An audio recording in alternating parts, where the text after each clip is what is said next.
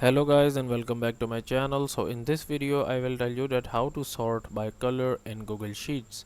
So before starting this video, make sure to like this video and subscribe to my YouTube channel for more tips and tricks like this one.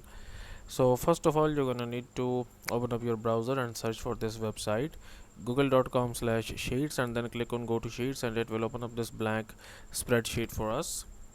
And the first step that you're gonna have to do here, you need to basically write something. Okay, so here you can see that I have written these three fruits names here.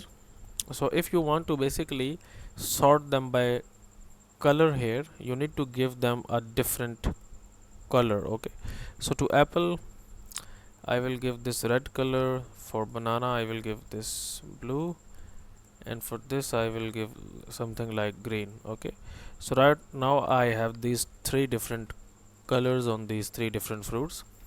Then you will select the column, go to data and create a filter, and then click on this filter icon, and here it says filter by color, sorry, sort by color. Okay, so I have text color. So if you want to basically show the dark greens one, you will click on this and green ones will be on top.